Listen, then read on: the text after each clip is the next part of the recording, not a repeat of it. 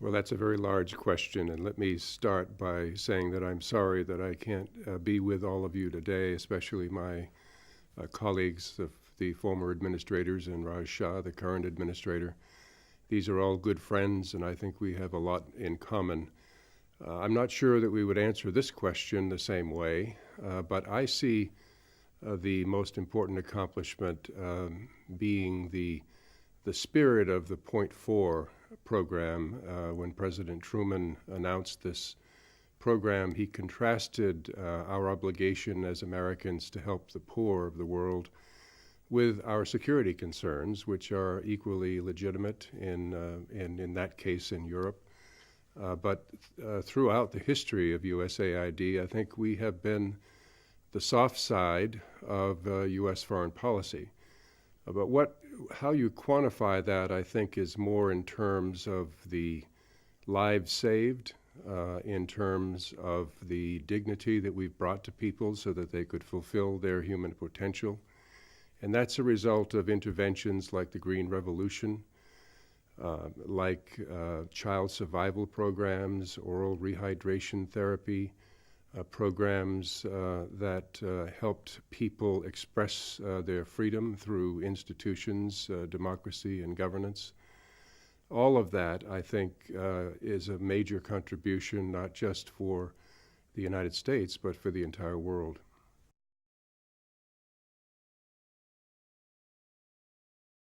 What we did in the 90s to promote democratic development was to create an office for democracy and governance at the Global Bureau, then called the Global Bureau at USAID. But we also created the Office of Transitions Initiative. This office, OTI, has been very, very successful in getting involved in reconciliation programs in post-conflict situations. And I think it was a new endeavor for USAID in the 90s. But the world was changing so quickly. There were so many new democracies, so many new and fragile institutions that it was very, very important for us to work with them, to share information about how democracy works, both in legal terms and in institutional terms and in civil society terms. And USAID did a lot of that kind of work in the 90s at a time when there was an explosion of democratic societies. This work continues because it is known that democratic societies, especially when they're new and poor, are very fragile states.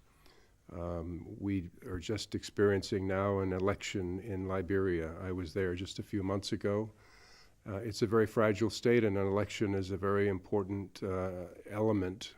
If it doesn't work well, you basically provide a shock to the system that causes you to reverse all of the progress that's been made.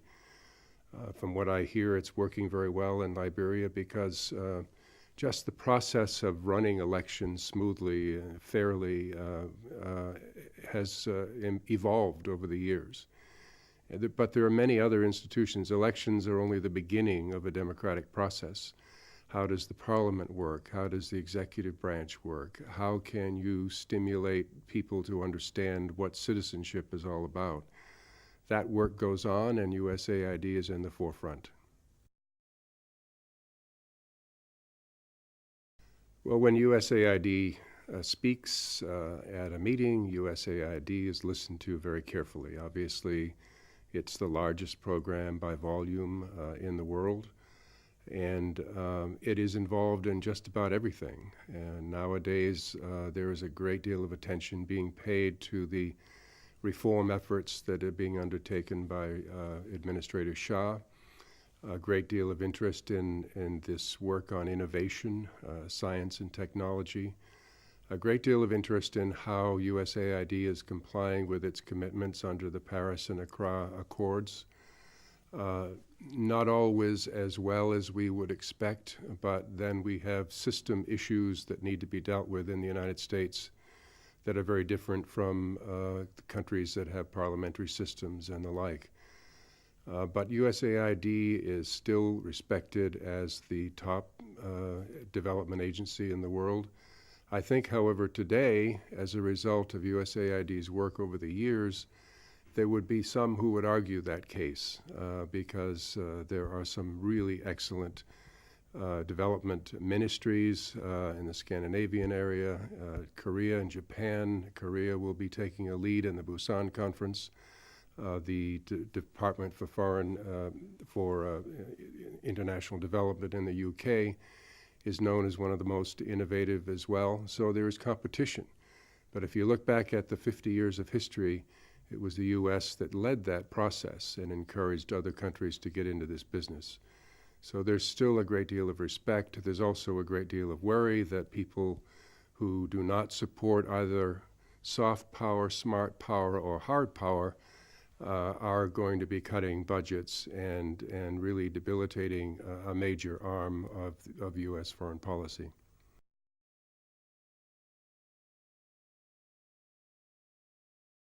Well, this is a major challenge for the United States. It's a major challenge for development in the world generally. It's the challenge of fragmentation. It's the challenge of not being able to respond to country ownership when that capacity exists. When a country puts together a strategy, we should be responsive to that by aligning our resources with that strategy and helping to measure results right there at the country level.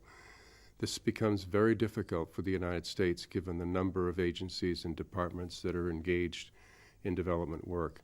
We've got to fix this. Now, I really respect the work that has been done both at the White House and the State Department in trying to bring other departments and agencies into a more coordinated program. But I really think we should go back to the day Peter McPherson remembers well, when you couldn't spend money overseas on development unless USAID signed off on it. Today, USAID spends only about half the resources that are made available for development work overseas. That's where the expertise lies. That's where I think the coordination point should be. Now, there are some other very good programs. Our peer review cited the Millennium Challenge Corporation as being an ideal program because it responds to country ownership. I commend Gail Smith and the White House team that tries to coordinate these things under the Presidential Review Memorandum. And I think that the real premium has to be on coordination at the country level. That means the country team has to work very closely together, but that means, it seems to me, that USAID missions need to take the lead, working with other departments to make sure that we are aligning our resources and our strategies with the country strategies.